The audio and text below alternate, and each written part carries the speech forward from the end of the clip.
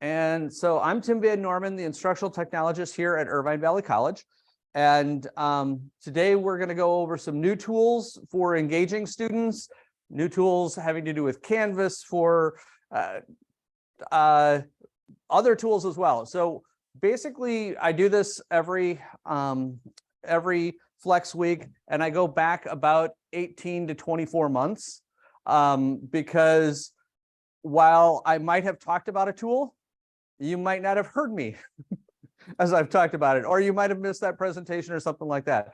So some of these we're going to go back a little bit. In fact, one of them I found out about just a month ago that came out March 2020, and for some reason I missed it. So I guess I must have been otherwise occupied that particular month. Yeah, exactly. So my attempt at humor. First of all, here we are in the training center, the new IVC training center, which we'll talk about in a little bit as well. But if you thought that joke was bad, I have a whole bunch of them over here that my kids got me for Christmas. So please feel free to stop in. I do try to engage your mind or a groan or whatever, as well as have you be available to help in any time, in any way I can. Online, if you've got a question, feel free to raise your hand. If you ask a question, everybody here will be able to hear it, but I'm using a microphone here that is a lapel mic. So if anybody in here asks a question, I will repeat it so that everybody online gets it as well as it gets recorded. So today we're going to go over some stuff with regard to Canvas, online teaching, recording, the training center, and some contact information that changed about 6-7 months ago. Are you recording? Yes, I am.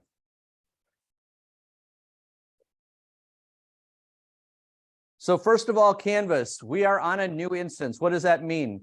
So we had, if you look at your Canvas shell on the left, there was a gray bar. In fact, when you log in, there's a gray bar. When you click on your current classes, anything started this past summer and all of fall, now in spring, it's got a blue bar on the left. But that also means that certain tools may not act the way we're expecting them to. If you see that, please let me know. Newsela is the only tool that I know of that is not working at all. Other than that, everything else seems to be working. But if just because it seems to be for me, that just means I haven't heard a complaint. So please let me know if you do, if something doesn't work, because that's what I'm here for. And we'll get you contact information at the end as well. So new instance of Canvas. Part of why we did this is because it allows us to separate from Saddleback. What that means is if you're teaching at both places, you can log in one spot and you can see your classes from both and go into them nice and easy. That's not the problem. But we have certain tools that Saddleback doesn't have. Saddleback has certain tools we don't have. So we can, because of doing this, we can install them differently. We can do what we want and pay for our own versus Saddleback getting to have and pay for their own. So it winds up being a really nice thing for us and for our students.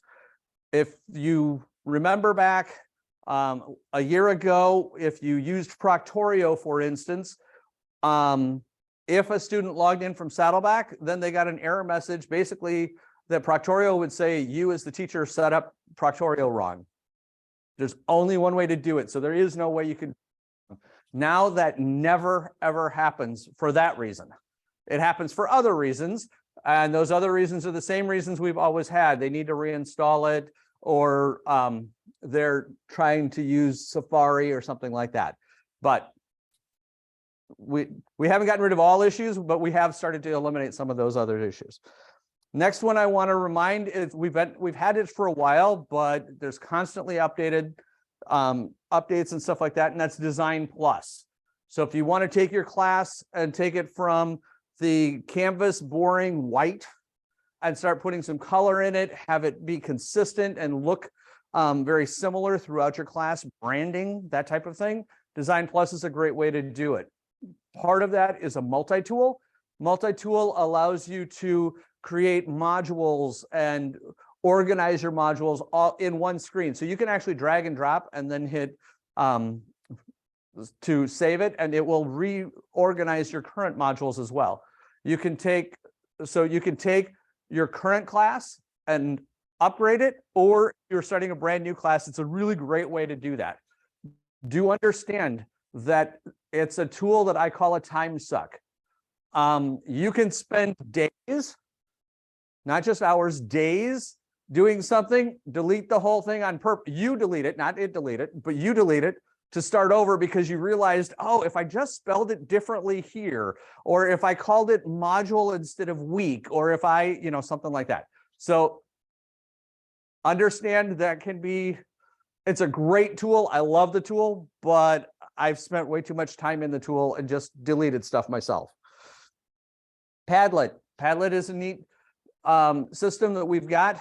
All of these things are available to you here. If you have a question, that's what this is about. It's about you understanding what's going on so that you can ask questions. So Padlet allows you to put up a map of the world and ask your students, where are you from? They pin it, and then they tell you something about where they're from. Or it's basically kind of a really enhanced tool for, I would call it discussions. You get to pick where you're from. I was in a class this past fall and a different one last spring that used Padlet, and we had students from all over the world, and it was really neat to be able to see that. And then you connected with those students at another time, and you could actually see the lines between people as it was connected. So it worked out really nicely. Play, pause it. Again, we've had this for a little bit. Allows you to play a video, pause the video, play and ask questions, play the video, pause the video, ask questions, etc. Really nice for syllabus. If you want to do a presentation on your syllabus so that students you can make sure they actually have seen your syllabus, maybe not read it, but at least heard you talk about it. And do they understand the different parts and things that are going on in the syllabus? So you can just ask them. There's two other really cool parts to it. One is that students can go ahead and insert video or comments in it. And so you can see that, as well as seeing how far everybody got. Did they get all the way to the end? But another part is, if you have a YouTube video that you want to play in your class, it needs to be captioned. You don't own that YouTube video, so you cannot get it captioned and upload it to YouTube. That's lots of good reasons, but it's kind of sad that we can't do that. However, you can send it to us. We'll caption the video, and then you can put it in Play, Pause It. And Play, Pause It will then put the captions on for you. So it is perfectly legal to use in your class, as long as we have access to get it captioned for you, and you put that in Play, Pause It. So it's basically Play, Pause It sits over the video and gives filters and stuff like that for that video, and the video plays through it. So it's a really cool tool for that. Pronto. One of the huge topics right now is Discord for students in your class and stuff like that. And that's going to come up in tomorrow morning's presentation. It's coming up constantly. We're seeing all kinds of different things happen. Pronto is Discord, but it's managed by us. What does that mean? Discord, we have no control over. I can't tell you who that a particular student said this on Discord. And by the way, you don't even necessarily know unless another student brought it to you. Okay. So we have had people offering other students answers to questions on exams. All kinds of different things have happened on Discord. By the way, the same thing would happen in a group chat on cell phones. So this is not brand new. We've never seen something like this before. It's just a different format that a lot of students are on. So from that perspective, Pronto allows you can set it up in your class, your choice. It does really cool things. Number one, it allows student-to-student interaction very quickly. They just simply start typing and they're interacting. But it also will convert it to the language they want. So let's say that it's a Chinese student and you're typing in something in English, it can show up for them in Chinese. So they can type in Chinese and it will come back to you in English, because frankly, I can't read Chinese. I would have no idea how to do that. It also gives you the ability to hit a button and have an instant meeting. You can create side meetings with individual students or for your whole class. Hey, this is shown up in Pronto. I've got a few minutes. If you want to join me and we can go through how to answer this question, how to do this math problem, etc. So it's a really cool tool to just bring you in and bring the students in and interact with them off hours. It also means that you don't have to.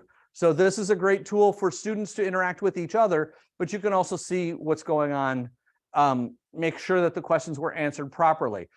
And with that, understand that you can set up groups. And so students can work together in groups, have a meeting in that group. It's stored in Pronto. They can download it, whatever, but they can have the meeting in Pronto. So Pronto, by the way, runs on their cell phones. It runs on iPad, laptop, whatever device they want. So it's not tied to Canvas even. They have to go into it first in Canvas. Once they have gone into Pronto in one class in Canvas, they can install it on their phone and automatically any new class that they get will show up on their phone. Any new class that has that turned on. So you do not have to turn it on. You are in control. And that's one of the main things that we look for in all of these things, is putting you as the faculty member in control rather than me or somebody else, like somebody outside of us in control. So you got a question? Way to turn the language translation off of Pronto. If you're teaching a language, you might want your students to in that language. So the question is, can you turn the language feature off, the language translation? It's based on the end user. So they can turn it on and off. You can't do anything about that. By the way, that brings up Canvas. So I know that a lot of our students who are from foreign countries or natively speak a language other than English, they will go in and change it so that Canvas does not is not in English. And that's perfectly fine. There's nothing we can do about it. I know you can, by the way, say you teach a language like Spanish, you can go in and force your Canvas shell to be in Spanish. Okay, but you can't make it be English for somebody else. Okay, does that make any sense? Does that answer your question? Yeah. So, all right. I have a tendency to over answer questions or to avoid them. So I like to make sure I got it. The next one I wanted to mention here is Student Connect. Student Connect is tied to Tech Connect Zoom. So Tech Connect Zoom was the old Confer Zoom. Again, we've had it for a little bit, but it allows you to have Zoom, keep track of your recordings, set up your meetings. It automatically emails students, all of that stuff in your class. Student Connect allows you to schedule your office hours. And that's really what it's for, is just simply for office hours. What it does is you create the schedule the way you want it. Students can sign up for whatever times they want within your schedule. When they click to sign up, it sends them a Zoom link and it sends you a Zoom link. So every session is a different Zoom link. That's the part that some people love, and that's the part that some people hate. So that's why I'm slowing down and bringing that one specifically to mind. Why is that an issue? Because that means that if you're running late for one, you got to go back into your email and click on it, or go into Canvas and you can click on it too. Okay, it's in both places, just to get to the next student. It's very nice because it literally the student has to go in and sign in to let you know that they want to meet with you, and they have to do it ahead of time and stuff like that. So you get an email. So rather than sitting there in your office hours thinking somebody's going to show up, this is a nice way of having them show up. That said, if you open up your office hours and you're just completely open in Zoom, then you don't want to use this particular tool. So just making sure you understand the differences there. One of the nice parts of it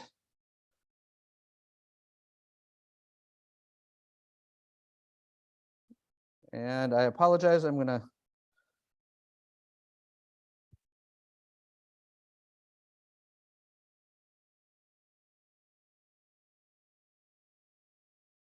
okay.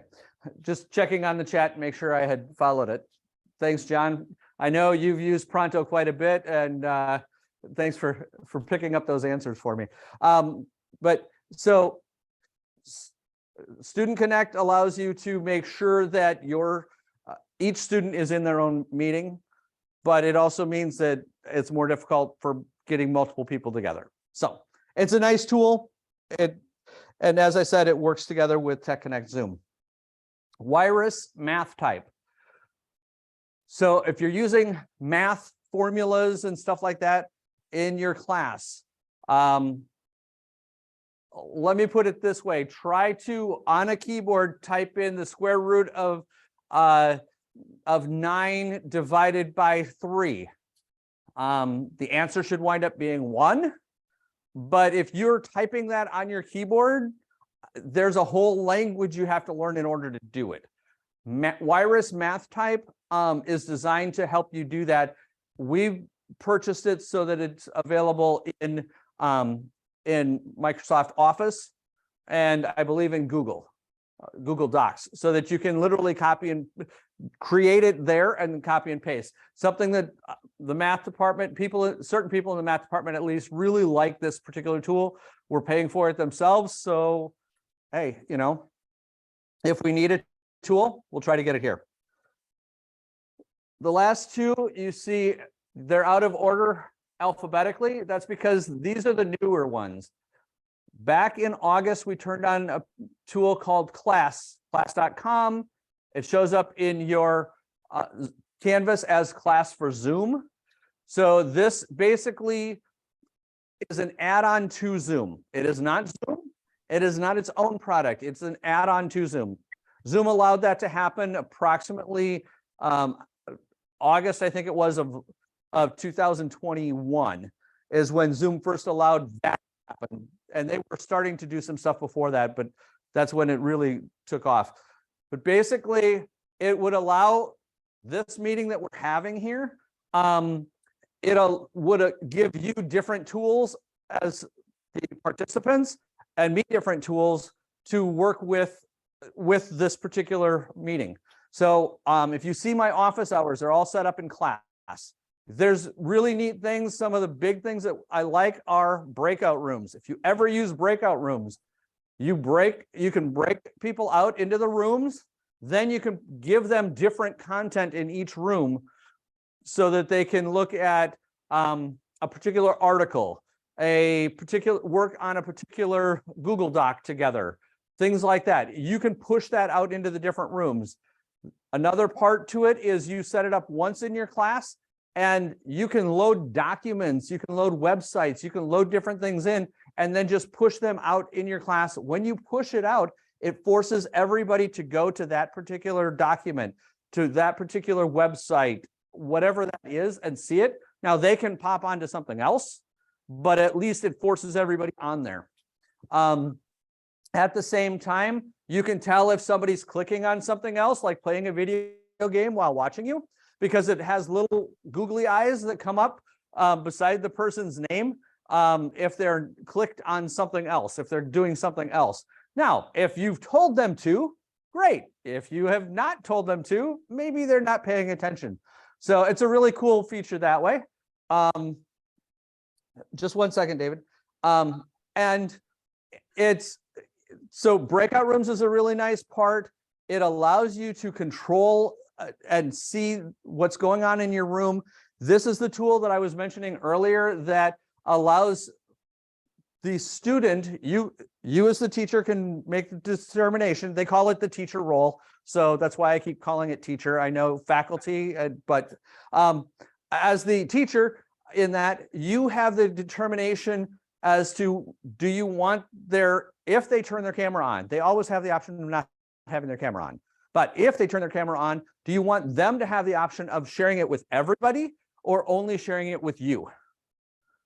And that's a really cool feature, because now we can, especially if you're doing a synchronous online class, you can be speaking, teaching to a group of faces, but they don't have to worry about their neighbor, the other classmate seeing what's going on in their house. So it's a really cool tool that way. David, you've got a question. Do we have to have the students, can we use Tech Connect and Class for Zoom, or do we hide Tech Connect and just go Class for Zoom? So you would hide Tech Connect and just do class. Well, okay, so it becomes then two different products. For teaching your class, for having your class, you would use Class for Zoom. If you wanted to do office hours and just open up office hours every week, Monday from 4 to 6, you can do that in Tech Connect. So you would use it as two different things. They would not go to Tech Connect for your class. They would only go to Tech Connect for your office hours. Okay. Does that make sense? Yes. Okay. Thank you. Sure. And so great question. And that's really what we're looking for here, is trying to figure out what's best for you.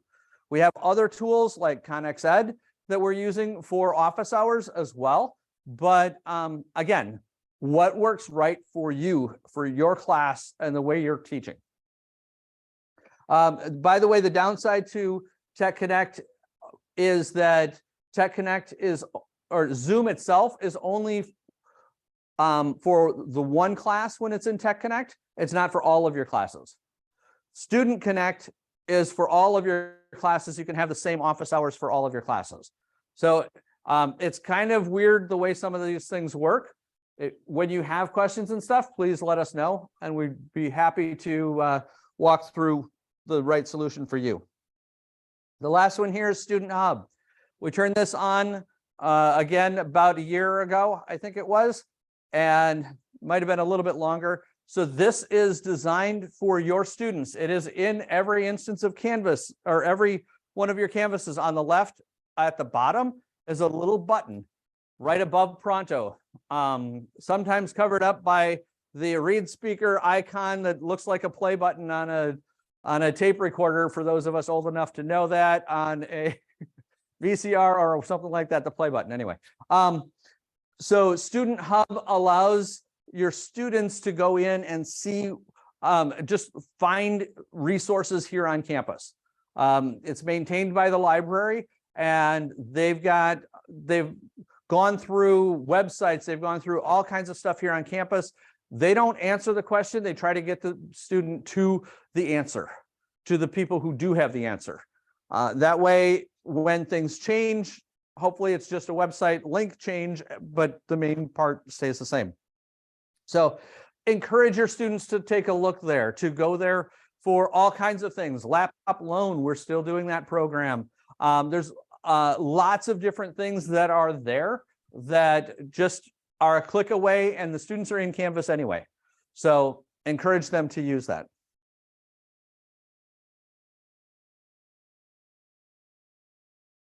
So a little bit more in Canvas. A new feature. I haven't figured out if this is a really good feature or if this is kind of one of those, well, hey, this is easy, let's just give it to them and maybe somebody will figure out how to use it. Okay, the first one is page publish date. So I have figured out a use for it, but it's a little convoluted. So what it is, think about when you're going to do an announcement and you wait to send that announcement out until midnight or whatever. And so you schedule the announcement to go out. That's the same thing, but now it's available for pages. So Usually a page is either published or not published. That's it. This allows you to publish at a particular date and time. That's really all it does. So how would that be useful? It can be useful if you use modules and you lock your module and you have prerequisite and requirements for the module.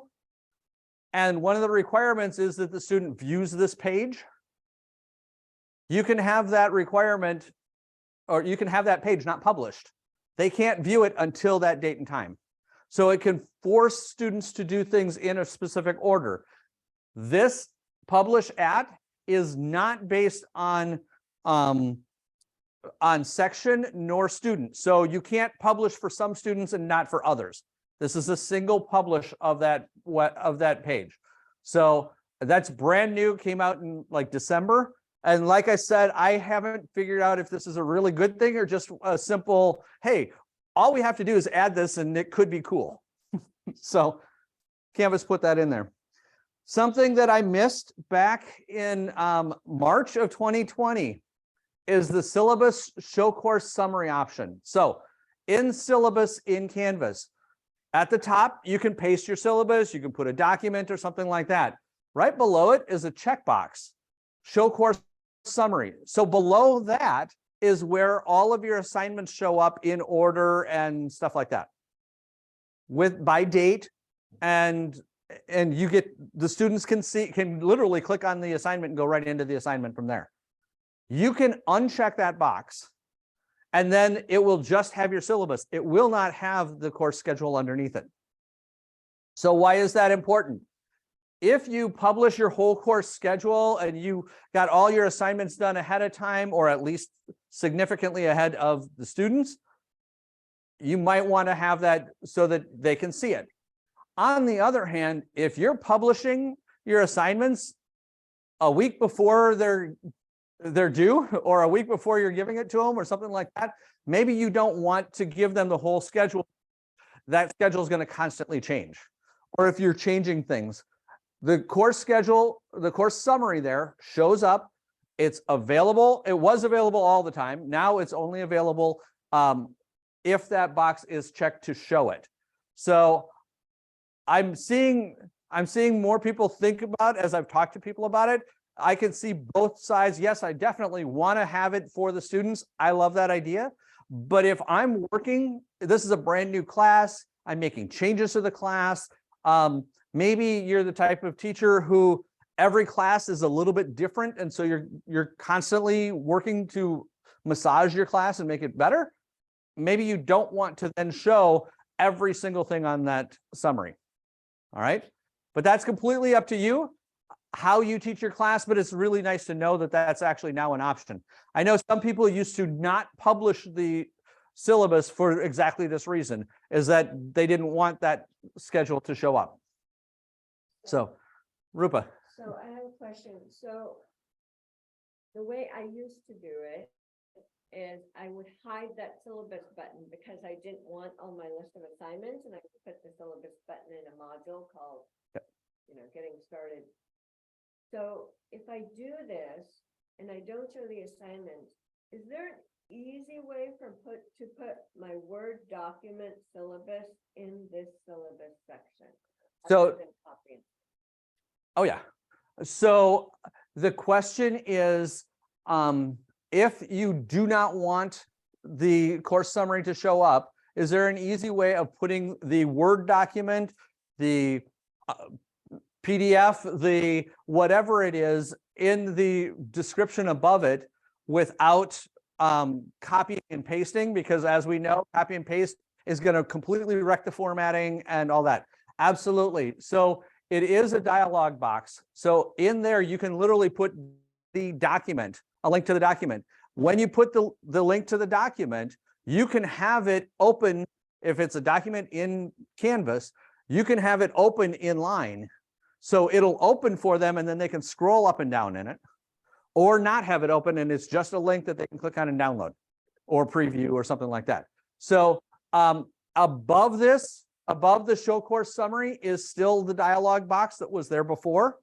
The dialog box is the same thing It's the rich content editor. It's the same one as is showing in assignments, in discussions, in announcements, everywhere. It's the same one. So you still have all of the capabilities you would if you were going to send it off in an announcement or something like that. So good question. The next one is a neat feature. If you go into modules, up at the top, there is a button now that says show progress. That is, I get the question from faculty all the time. How do I see how far my students have gotten in my class? What have they done? What have they not done? So that's how you can see it. And literally it comes up and it shows, as you see at the bottom here, it shows what the module is, and this is per student, and is it unlocked, complete, you know, what have they done? There is one key to this. If you don't have your modules, if you don't use prerequisites and requirements, at least requirements, then what's going to happen is they're all going to be complete because the student can get into anything. All right. So you want to put in requirements at least. You do not have to use prerequisites. Prerequisites is they must complete module 1 before they can get into module 2, that concept. You can have all of your modules open, but you want to have something in the module that is required for that student to do. Now, one of the cool things is if you do that, you can allow them to do it in any order. You can force them to do things in a specific order, whatever it is. So maybe you have every single module, you have a quiz. Make that be the requirement. That's the only requirement, is that they do it. In their Canvas, in their modules, they will see a checkbox for everything that they've done too.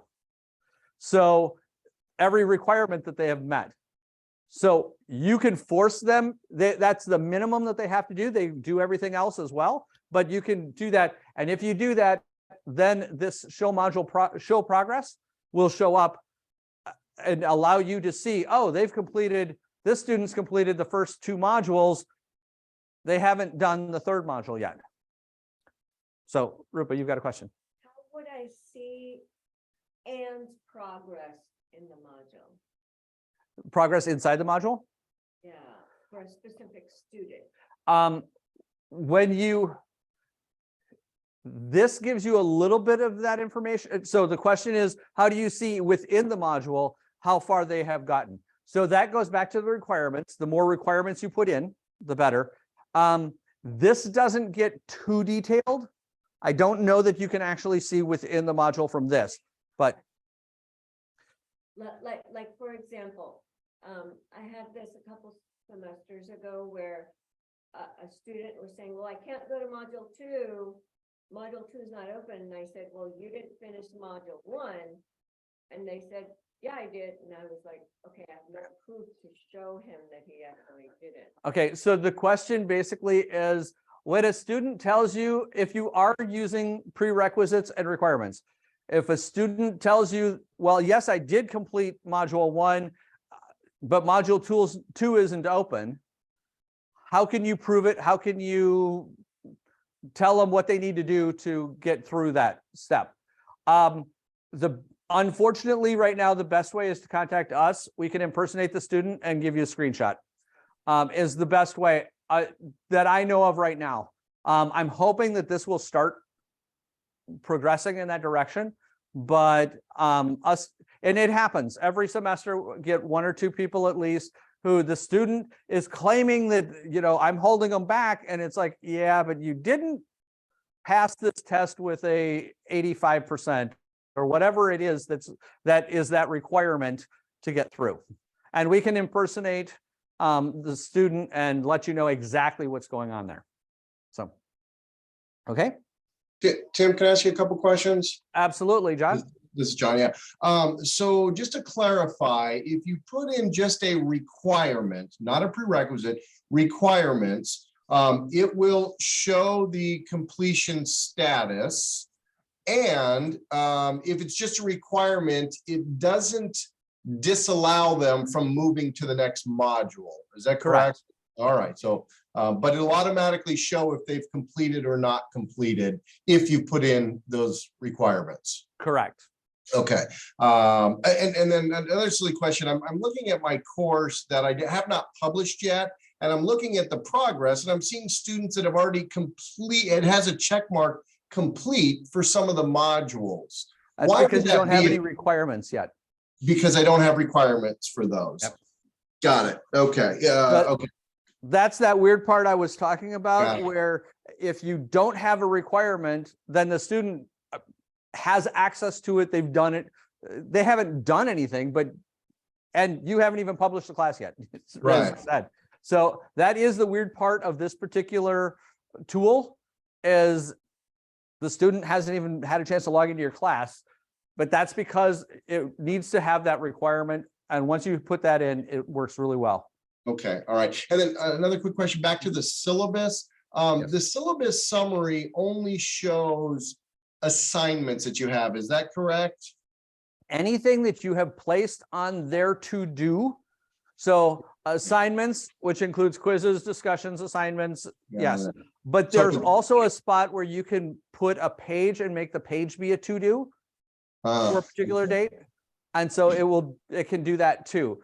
But yes, it does not show, for instance, it does not show any of the work that any of the pages, the content, the resource you want to give them. That is not on there. Okay, so it could be useful maybe as a calendar option. So look at this so you know the different assignments you have to do when, but yeah, they're not going to see that anything that's not worth points, they're not going to do those. They're just going to do what's showing there. Got it. Right, and that's why I would prefer you put everything in modules and not show the syllabus. Yeah. Okay. Not sure the syllabus assignment. Not show the syllabus, course schedule, the syllabus summary. I would rather you put everything in modules, because now you can push them through the content in the order you want. Yeah. So, Thank you. okay, excellent question. Tim, I have a quick question. Yes, Elkner. If I integrated, my problem is always integrating those things with my math lab or something. So if they are doing an assignment in my math lab, would that pop up in Canvas is completed or whatever, or do I need to go to my math lab to see their progress?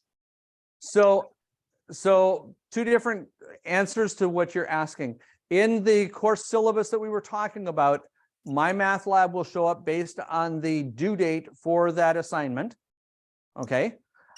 That said, looking at this, the module progress, this is depending on how you put them in the modules. So if you put it all in one module, and this is all of my math lab stuff, know that this is not going to work for you at all.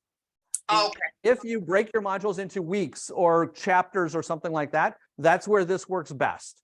And then, yes, you can say, hey, they must have at least a grade of Whatever. 5 out of 10 or whatever it is on this, or they must have viewed it or something. So you can specify what that means to have completed that particular item that you want.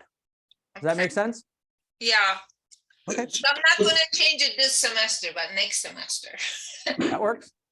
Okay. So Tim, just to clarify, if you're using a third party like my math lab or Connect or something, and that Connect assignment is embedded in your Canvas, will it show that they've completed that, gone out to Connect and completed that Connect assignment? If you're looking at the progress, will it show a check mark? So you define what it means when you're creating a requirement. You define what the requirement is. Okay, so for a page, the only requirement can be viewed. Right. All that means is they hit next and hit next again. Well, they viewed that page. Okay, so there's no, you can't say viewed for 5 minutes or something like that. But for an assignment or let's go with a quiz first. I'll jump a little further. And by the way, assignments got the same thing. So you can say just viewed it. They viewed the assignment. That's all they did. Or they submitted an assignment or a quiz or something like that. Or they got a grade of such and such on that, a minimum grade. So you've got different options for the requirements, and which one you choose will determine when that's checked off and they can keep on going. Yeah, I'm asking more for the third party, and all I'm checking is the box that must complete all of the requirements in there. So anything I've listed in there, I want them to at least, whether it be, I'm not setting a parameter to view or anything. I'm assuming they've got to go into all those assignments. So understand when you do requirements, Yeah, underneath that, you tell it what the requirements are that you want them to do. So yes, I want them to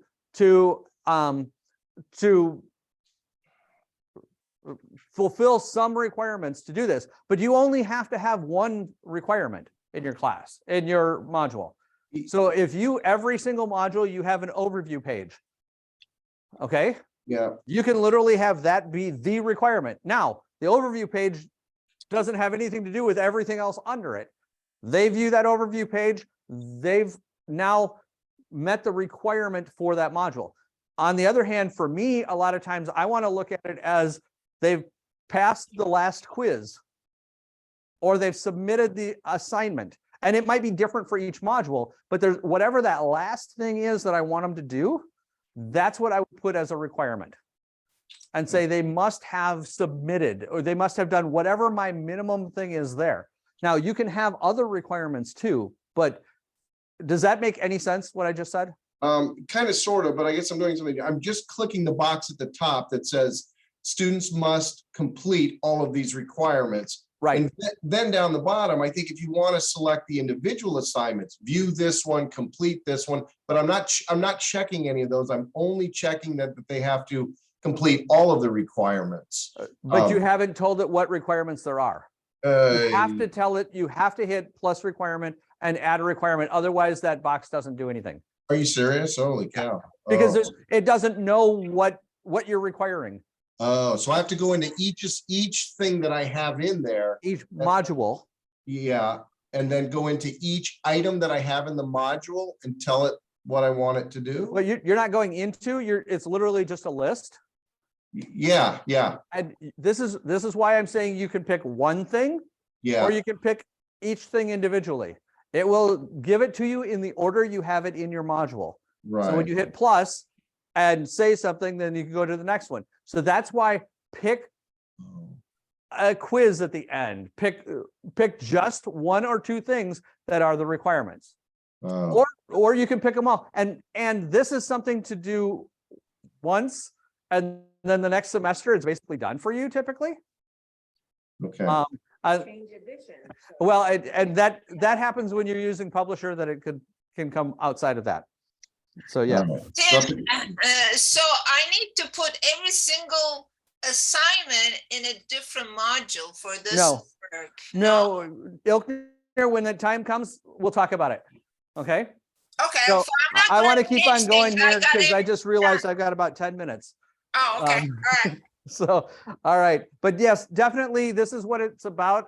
Let you know what's going on so you can get in touch with me and we can go, or Amanda, and we can go through this with you. So now for some fun stuff. I found this out. When you get to a Canvas page that has 404, all right, 404, page not found, something like that. If you hit the space bar, you will get a little game. If you refresh your page, you'll get a different game. Okay, so how do you make that happen? You go into your Canvas, and at the end of the URL at the top, hit slash and put an X or something. All right, and it will give you a little game to play. Obviously, from the picture here, it's not a really advanced game. It's just something to, you're frustrated because how come this page didn't show up? Hit the space bar, boom, something will come up. And they're like old Atari games, the games that I had to write when I was back in junior high school for computer programming class, that type of thing. In fact, what I wrote probably is more advanced than some of these, but it's just something to take your mind off of Canvas for a minute, and works for you and works for your students as well. So Okay, Tim, so what are you saying is you want them to play games when they get stuck with something? And I mean, no, that's for you. I oh, want it's you to play a me. game for a minute, and then that way it clears your head and you can get back to what you need. Oh, okay. It's just a fun thing to put in there. I didn't know about this. I found out about it last week, and I was like, oh, hey, wait, I got to include that. That's too good. So that you put /X at the end of your Canvas link? Is that what you do? for Yeah, that? at the very top of your browser. If you put Oh. like /X, it basically /X is a page that will come up with an error, and that's all you're looking for, and you can do that. So just kind of a neat thing to throw in here. All right, the next part I wanted to talk about online teaching and recording. Class.com, class for Zoom. We talked about that a little bit before. That's available to you now. It's there's a lot of different things that it can do. So definitely, if you got questions, come to one of my office hours. Talk to me, let me know, and I can give you a thing where you can actually just go in and play with it. They actually have something set up where you can test your idea and create breakout rooms and be a student and be a teacher, all that in that class. We have eGlass. So in August, when I was doing this presentation, I sat behind a glass screen and was able to write on it and stuff like that. If you come here into the training center, we've got one out for display, and then we've got a separate one here that you can actually record on.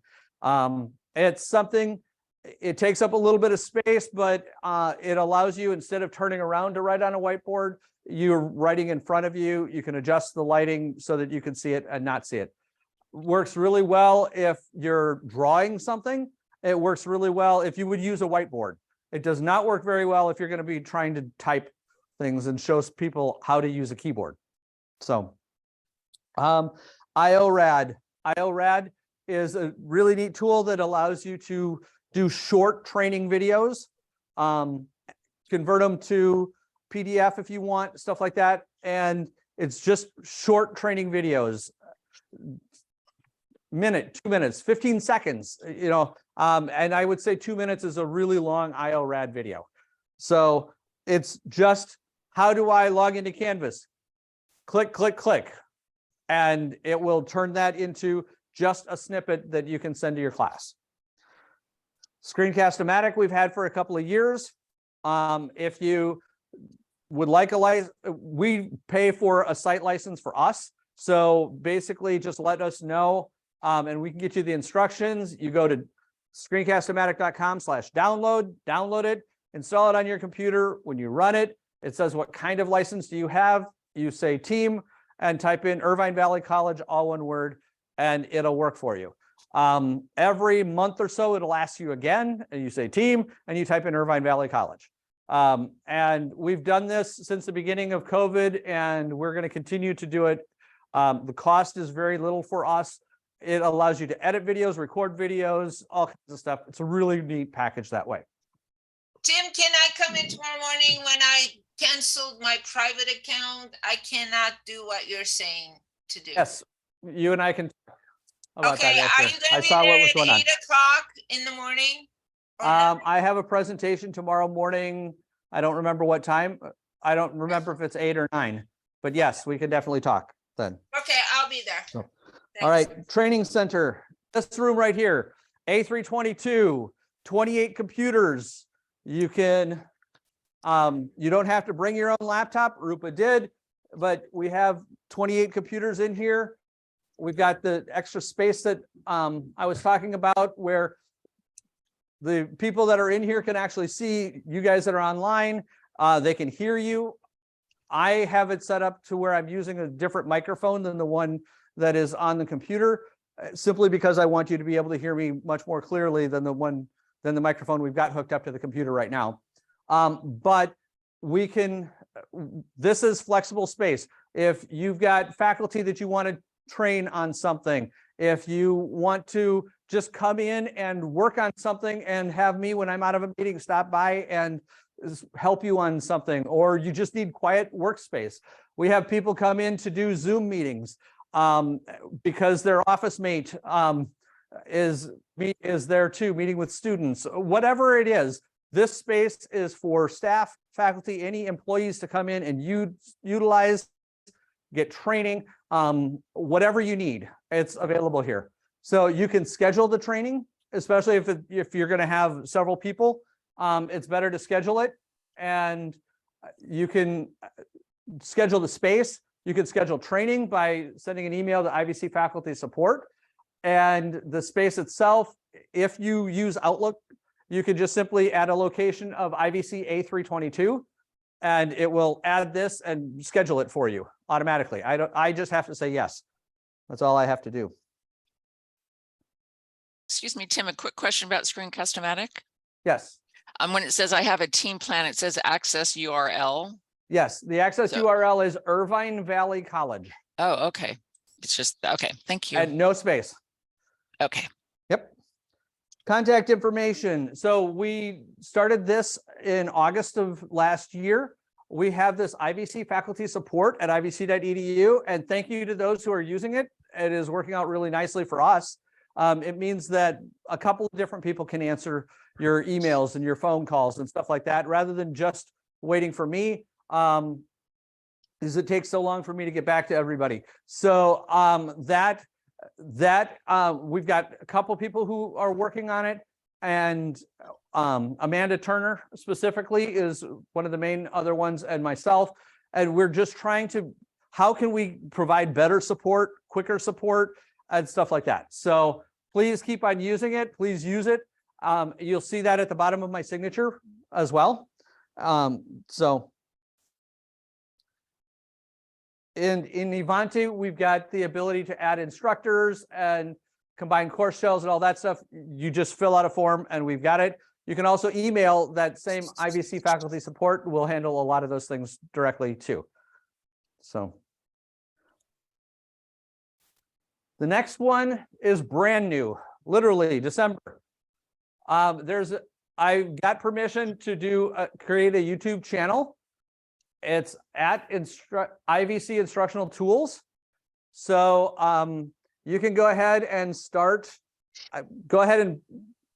go there. This video, for instance, will be up on there, assuming that I listen to it and it's quality enough. I'm not yelling at you too bad and stuff like that. But you'll see this is playlists. I found out after I uploaded about 60 videos that some of the quality and the sound isn't as good as I'd like. So I'm redoing some of those videos to do the quality, but we're going to put videos in here. The idea here is that you can go to Google and you can search IVC modules, and hopefully you'll actually get the playlist that is all about modules that's in there. And yes, if you're looking really close, the one there that says IVC live training, that is my brand new grandson that was just born a couple weeks ago. So finally earned some gray hair. I've had it since I was 20, but anyway. Cute. So faculty support team, Amanda Turner and I are both working to help you guys. Faculty, staff, it doesn't matter, but we're trying to make sure that we get the information to you. It's part of why the phone number that I gave you before and the email address, we're asking students not to use it.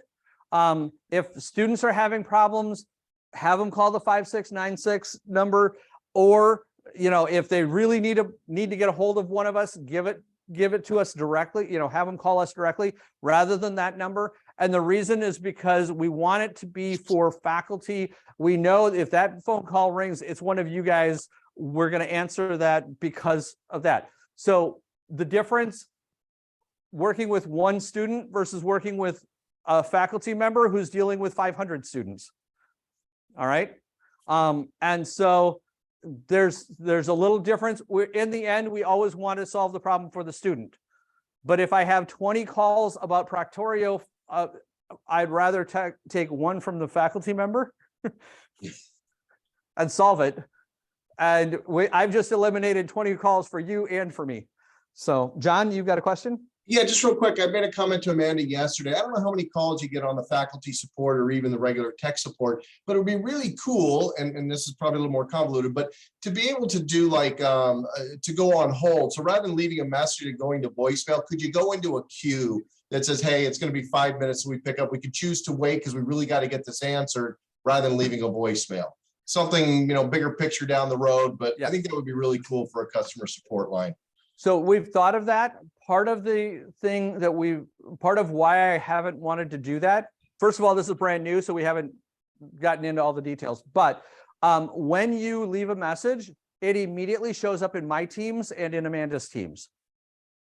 So we get that message on our computer as well very quickly. So the only thing that keeps me from getting back to you right away is simply that I'm in the middle of a meeting or something like that. And that's part of why I didn't want to have it pause for you and just put you on hold, is if we're both in meetings for an hour, I don't want you sitting on hold. Right, but if it told so- you that, if it says, whatever, Yeah. we won't get back till later, it's just, then you start playing phone tag or email tag and didn't get the answer. And if I knew, hey, it was just a few minutes, I might wait, or if it was a day or so, I'll call back sort of thing. I don't know, just a thought. Yeah, no, and we're trying to work out those details and figure out how to make that even better, Awesome. what that means. So, all right. And that said, thank you for coming. Thank you for being here. I apologize for going a little over. And speaking of, I just have a couple of messages that just came up for phone calls and stuff, but thank you for being here and appreciate your time. Please let me know what I can do to help. Tim, Yes. Yes, Tim, Shereen. can I ask, do you have a few minutes for me to ask you a question? I do, but can you call me, or can you shoot me an email and I'll call you? Yes. Okay. Yeah, 'Cause- I can call you. Should I call this 5705 number? Call me Or directly. call you direct? 5716. Okay, So, all right, I'll do okay. that. 5716. Okay, I'll do that. Yeah, Thank but you. give me like 5 Bye. minutes. Thank you, Tim. Sounds good. All right. Thank you. Okay, thanks. Bye. Thanks, Thank you. everyone. Yeah. Thank you. All right. Oh, I can go from here. So I missed the first 5 minutes, my apologies, but that record button was not on. That's why I was confused that were you recording it or not?